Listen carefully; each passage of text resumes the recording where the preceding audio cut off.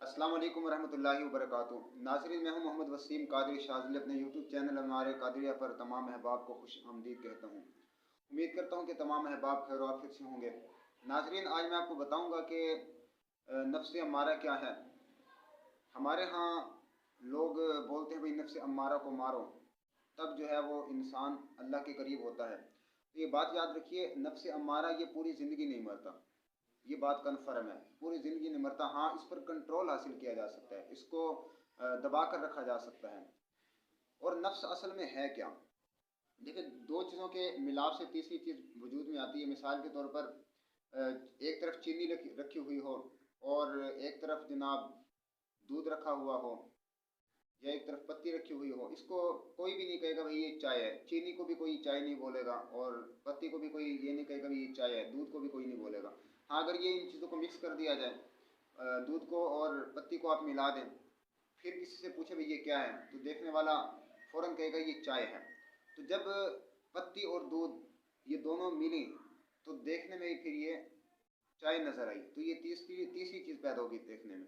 तो इसी तरह इंसान की जो बॉडी है ना, ये पहले नहीं थी, लेकिन रूह इंसान की मौजूद थी। तो अल्लाह ताला ने फिर इंसान के जिस्म को पैदा किया और फिर इस रूह को इस जिस्म के अंदर डाला। तो जब ये रूह जिस्म के अंदर आई तो इससे तीसरी चीज़ वजूद में आई जिसको हम नफ्स बोलते हैं, नफ्स अम्मारा। तो ये बात याद रखिएगा, नफ्स अम्मारा ये बड़ा ही ख़तरनाक नफ्स है और ये शैतान से भी बड़ा चालबाज है। अब देखें, यहाँ पर एक सवाल ये भी पैदा होता है कि हमसे कोई भी गलती हो जाए ना, हम फ़ौरन से कहते हैं जनाब शैतान ने ऐसा करवा दिया, शैतान ने नमाज में सुस्ती दिलवा दी, शैतान ने फलां काम हमसे करवा दिया, गुनाह का काम। हम फ़ौरन शैतान का नाम ले देते हैं। तो सवाल यहाँ पर ये पैदा होता है, भाई जब अल्लाह ताला ने फरिश्तों को कहा कि भाई तुम सजदा करो, और जो शैतान था इसने सजदा नहीं किया, इसने सजदे से इनकार कर दिया, आखिर वो कौन सी ऐसी कुव्वत थी कि जिसने शैतान को भी वरगला दिया, शैतान को सजदा करने से रोका? वो क्या था? इसके बारे में सूफी कराम फरमाते हैं वो नफ्स था, नफ्स, नफ्स अम्मारा जिसको हम बोलते हैं, कि जिसने उसके अंदर गुरूर तकब्बुर पैदा कर दिया कि भाई तू तो फरिश्तों का उस्ताद है, तू इसको सजदा करेगा। तो नफ्स ने शैतान को भी गुमराह कर दिया। इतना ख़तरनाक होता है ये नफ्स। और नफ्स के अंदर जल्दबाजी बहुत होती है। शैतान जब भी आपसे कोई काम करवाएगा ना, इसमें मैं आपको ये भी बता दूं कि नफ्स और शैतान के बारे में क्या फ़र्क है। अब मिसाल के तौर पर कोई भी गुनाह हो गया तो अब कैसे पता चलेगा कि हमारे नफ्स की चाल थी या शैतान की चाल थी? इसमें थोड़ा सा मैं आपको इशारा करता चलूँ। नफ्स जब भी कोई काम करवाएगा इसमें जल्दबाजी होती है, ये जल्दी से गुनाह करवा देगा। और जो शैतान गुनाह करवाता है ना, वो बाकायदा से एक प्लानिंग होती है, उस प्लानिंग के बाद इंसान फिर वो उस गुनाह की तरफ बढ़ता है। अब मिसाल के तौर पर किसी गुनाह का ख्याल इंसान के जहन में आया, तो अब बंदा सोचता है भाई मैं कैसे करूँ। अब ये जो इंसान सोच रहा है तो ये शैतान सोच दिलवाता है, उसको फिर मशवरा देता है फिर ऐसे कर, ऐसे कर, फिर ऐसे कर, इस तरह जो है वो तू इस गुनाह तक पहुँच जाएगा। तो ये पूरी प्लानिंग के तहत एक गुनाह होता है। एक गुनाह ऐसा होता है, मिसाल के तौर पर इंसान बैठा हुआ है, अचानक उसके जहन में कोई वसवसा आया, कोई बुरा ख्याल आया, तो नफ्स फ़ौरन कहेगा कि भाई ये अभी होना चाहिए, अभी जैसे मर्जी हो, फ़ौरन ही जनाब आपसे वो काम करवा दिया जाता है, फ़ौरन ही। तो ये नफ्स का वार होता है, जो एकदम इंसान के जहन में ख्याल आया और फ़ौरन ही वो उस गुनाह के अंदर पड़ गया, तो ये नफ्स की चाल होती है। तो ये शैतान से भी ज़्यादा ख़तरनाक होता है। तो अल्लाह ताला कुरान पाक में फरमाता है ना कि कुछ लोगों ने अपने नफ्स को खुदा बना लिया, यानी कि नफ्स की बात माननी, हर बात नफ्स की माननी, नफ्स ने जैसे कहा वैसे मान लिया।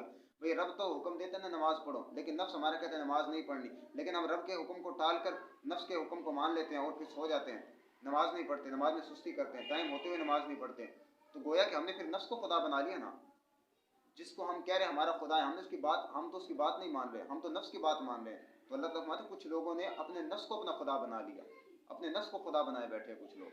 तो हमने इस सारे झूठे खुदाओं का रद्द करना है और खालिक हकीकी जो हकीकतन रब की ज़ात है, हमने उसी की माननी है, अल्लाह ताला की ही बात माननी है। तो नफ्स और शैतान के धोखे में हमें हरगिज़ नहीं आना।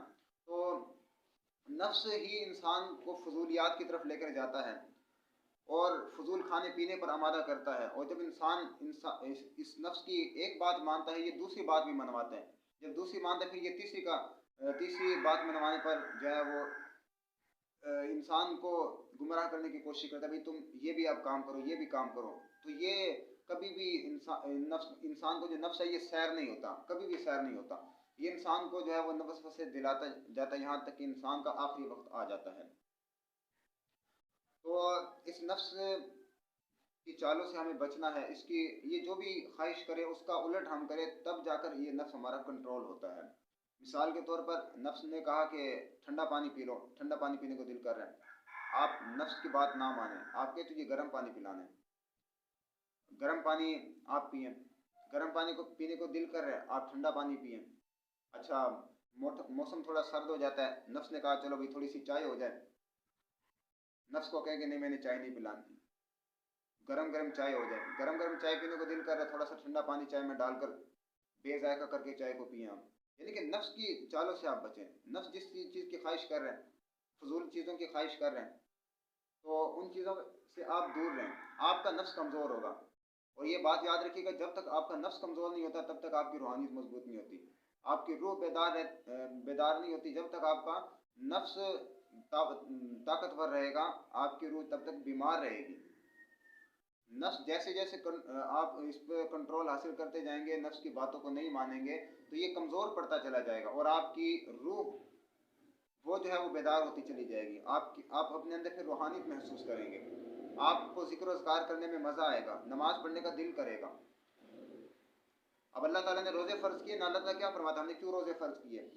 ताकि तुम्हें तकवा हासिल हो, तुम मुत्तकी बन जाओ।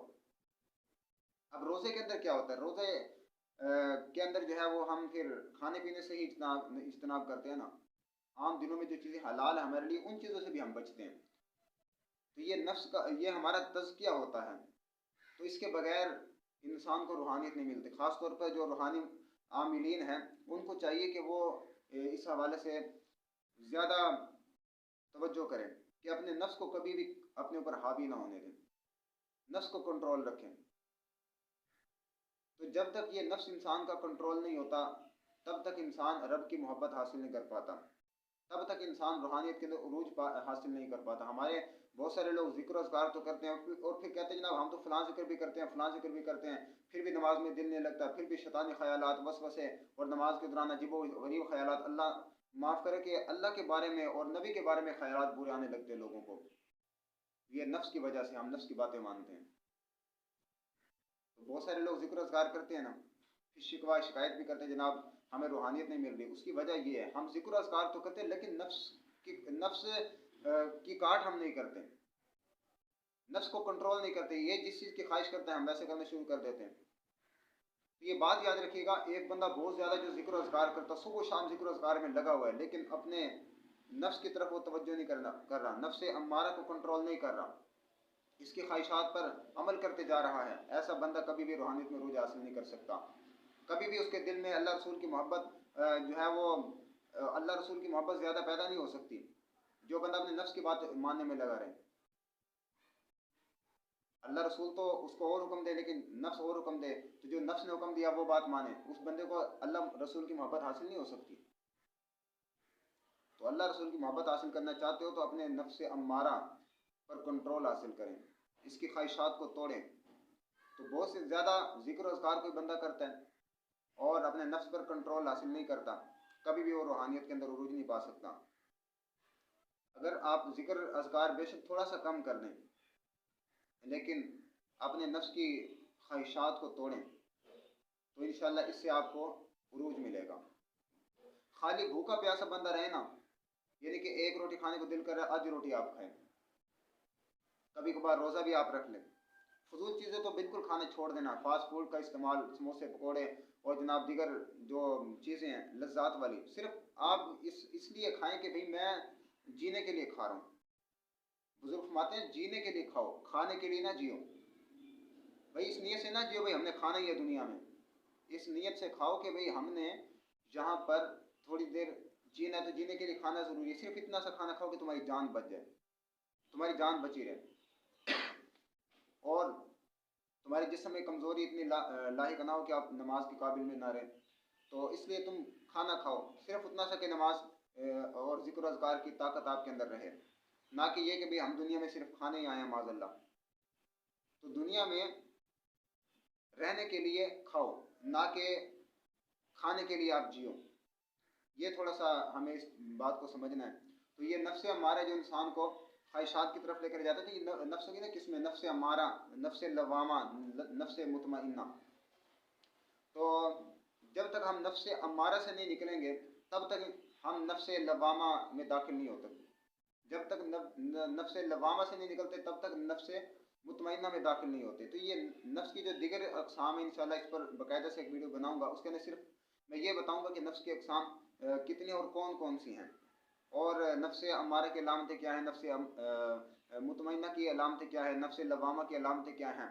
तो इंसान को कैसा पता है कि वो किस नफ्स के अंदर भी उलझा हुआ है, वो नफ्स अमारा की हालत में है, नफ्स लवामा की हालत में, नफ्स मुतमइन्ना की हालत में। इस पर इंशाल्लाह अलहदा से वीडियो बनाऊंगा। तो अल्लाह ताला से दुआ है कि अल्लाह ताला हम सबको अमल की तौफीक अता फरमाए।